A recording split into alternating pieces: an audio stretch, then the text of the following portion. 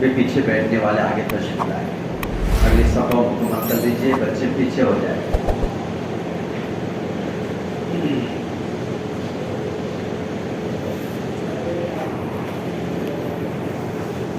محترم بزرگوں، دوستوں، اللہ پر عزت کا بہت شکر ہے، فضل ہے، کرم ہے، احسان ہے. اس نے ہم سب کو ایمان کی ایسی بڑی دولت عطا فرمایا ہے کہ کائنات میں اس کا کوئی بدل نہیں، بلکہ کائنات کی بقا ہی ہے ایمان کی وجہ سے. حدیث پاک میں بات ملتی ہے کہ جب تک اس روئے زمین پر ایک بھی اللہ کا نام لینے والا باقی رہے گا، اللہ کائنات کو چلائے گا. جس دن اس ایمان والے نے بھی اللہ کا انکار کر دیا، اللہ کائنات کو توڑ پھوڑ کے رکھ دیں گے، قیامت کو نازل کر دیں گے. یہ دنیا کا وجود جو ہے وہ محمد صلی اللہ علیہ وسلم کی ذات ہے. ایک جگہ فرمایا کہ مجھے محمد صلی اللہ علیہ وسلم کو پیدا کرنا نہیں ہوتا تو میں کائنات کو نہیں بنا. تو آپ صلی اللہ علیہ وسلم وجود کائنات ہے، اور آپ اور میں ایمان والے دنیا میں جتنے لا الہ الا اللہ کے پڑھنے والے ہیں، یہ سب بقائے کائنات بنی ہے محمد رسول اللہ کے لیے، اور باقی ہے آپ کے لیے، میرے لیے، ہر اس شخص کے لیے جس نے کلمہ لا الہ الا اللہ پڑھا. اور ایمان والوں کی اجتماعیت ہی اس کلمے پر ہے. جس دن حضرت آدم علیہ السلام کو اللہ نے پیدا کیا اور جب نبی بنا کر بھیجا گیا ہے، تو سب سے پہلے اگر کسی کی دعوت دی گئی ہے جس چیز کی، وہ یہی ہے لا الہ الا اللہ تفلحوا.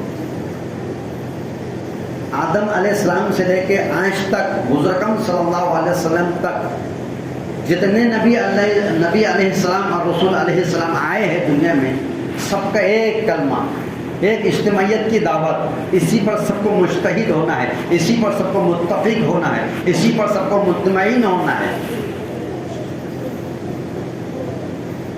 اجتماعیت جو ہوگی مسلمانوں کی، وہ صرف کلمے کے بعد ہوگی. اور یہ ایک برادری ہے لا الہ الا اللہ کہنے والوں کی، یہ ایک جماعت ہے کلمہ پڑھنے والوں کی.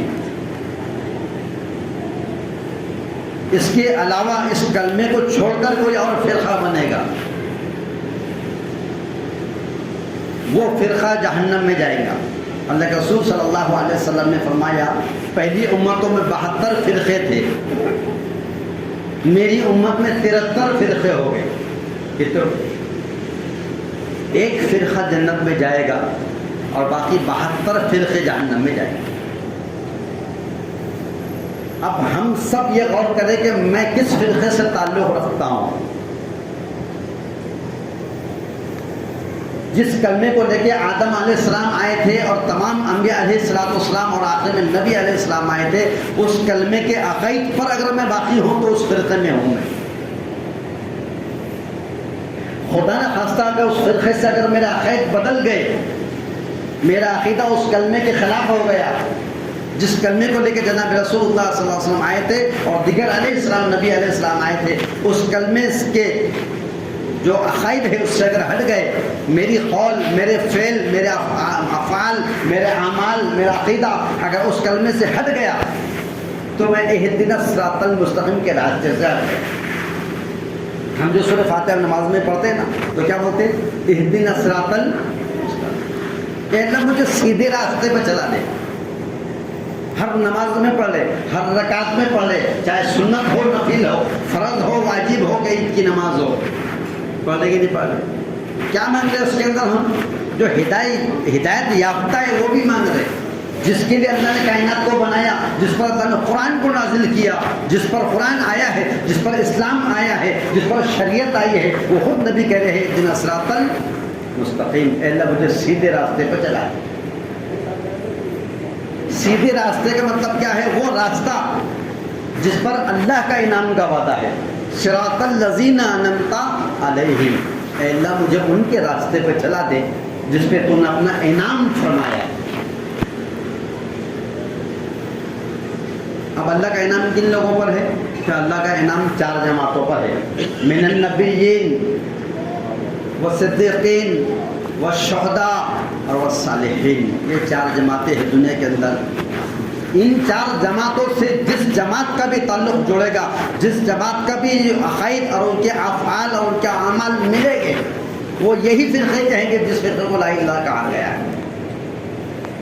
لیکن جس جماعت, جس فرد اور جس افراد کا اور جس تنظیم کا اور جس جماعت کا تعلق اور اس کا عمل, اس کا قول, اس کا فعل, اس کے سب اگر ان 4 جماعتوں کے خلاف ہو جائے تو وہ سمجھ سکتا کہ میں مسلمان ہوں, وہ سمجھ سکتا کہ میں اسلام میں ہوں, وہ سمجھ سکتا کہ میں اپنے آپ کو جو کلمہ والا ہوں, لیکن ان 4 جماعتوں کے اندر اس کا کوئی تعلق نہیں, اس کی کوئی انٹری نہیں. من النبیین, وہ آدم علیہ السلام سے لے کے حضور اکرم صلی اللہ علیہ وسلم تک جتنے نبی علیہ السلام آئے ہیں, ان کے جو کلمے کے جو عقائد تھے, جو شرائط تھے, جو تقاضے تھے, اس کے مطابق وہ صدیقین اور جتنے سچ بولنے والے دنیا میں ہیں وہ تمام سچ بولنے والے. وہ پھر اس کے بعد وہ شہداء, ایک شہداء کی جماعت ہے. جتنے لوگ اسلام کے نام پہ قربان اپنے آپ کو انہوں نے کیے ہیں, اپنی گردنیں کٹائے, اپنے جسم کو جو انہوں نے چھنی کر ڈالے اور اللہ کے سامنے اپنی جو جانوں کا نذرانے دے دیے, یہ ایک جماعت ہے جس پر اللہ کا انعام کا وعدہ ہے. من النبیین والصدیقین, سچ بولنے والے, نبیین کی جماعت, صدیقین کی جماعت, والصالحین اور شہداء اور صالحین. یہ 4 جماعتیں ہیں اور ہر آدمی کے قول اور فعل میں یہ دیکھنا چاہیے کہ میں کس راہ پہ چل رہا ہوں. کوئی عمل میرا ان کے خلاف تو نہیں ہوگا, کوئی بات میری ان کے خلاف تو نہیں ہو رہی.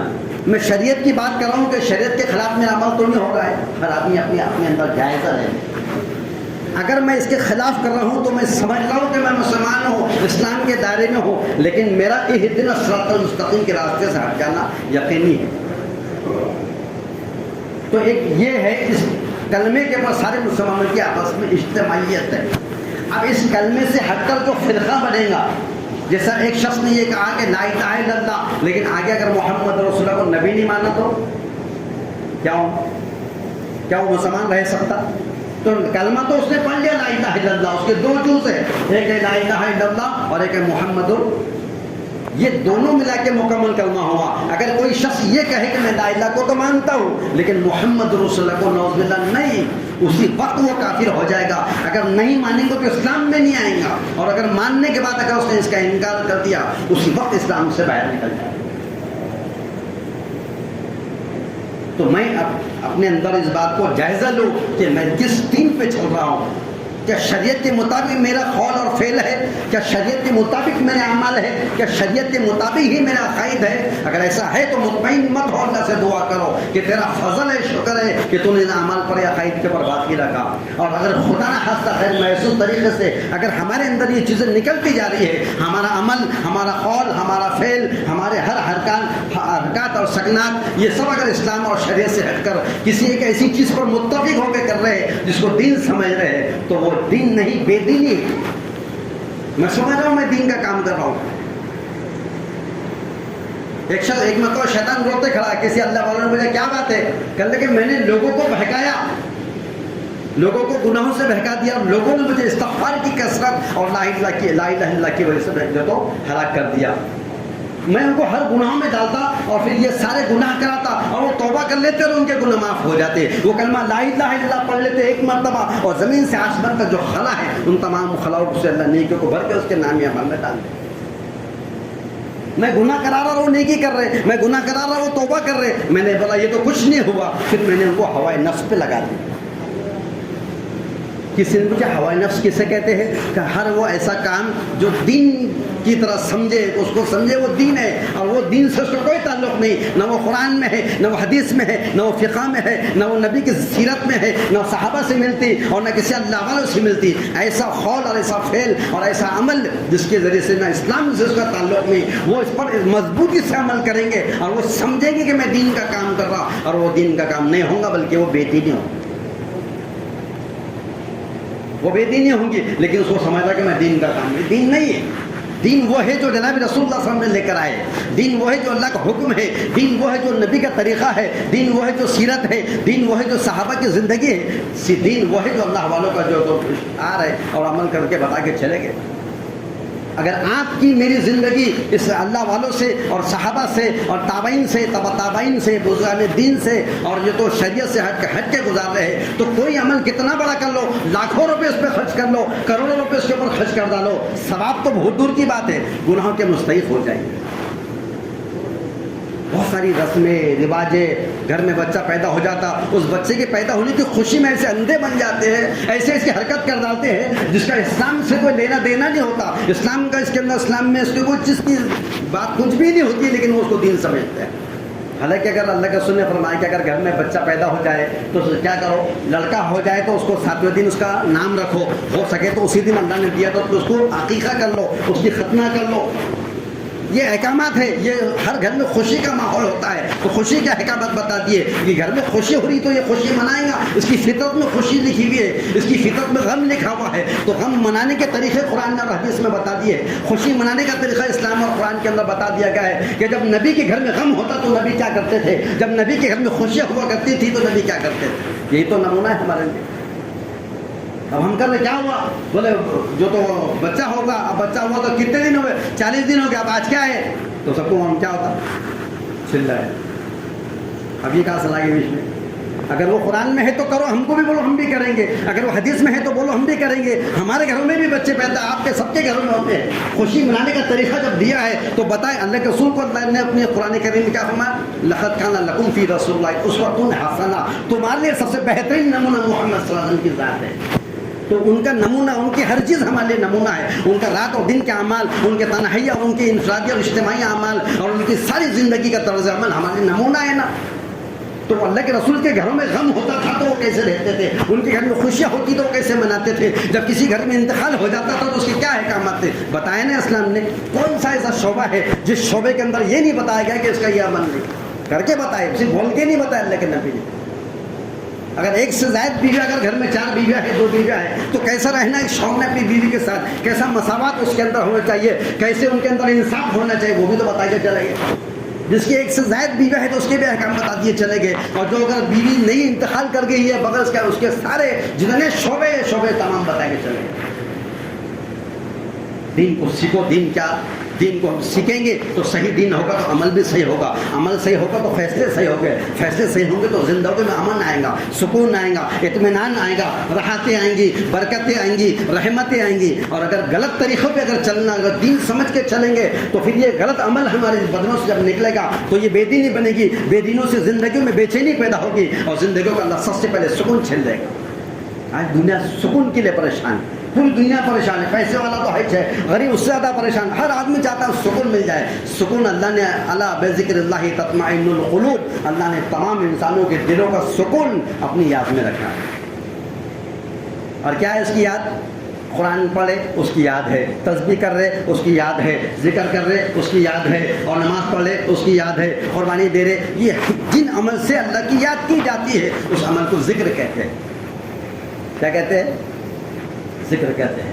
جب صحیح عمل ہوگے تو اس کے فیصلے صحیح ہوگے تو امن دنیا کے اندر بھی آخرت کی کامیابی کے فیصلے ہوگے، اور اگر غلط عمل نکل گیا تو دنیا کے اندر غلط عمل ہونے کی وجہ سے آپس کی زندگی تنگ ہو جائیں گی، زندگی سے سکون چھین لیں گے اور آخرت کی زندگی ہماری بھاری پڑیں گی۔ اللہ ہم سب کی حفاظت فرما دے، عمل کرنے کے ہم سب کو توفیق عطا فرمائے۔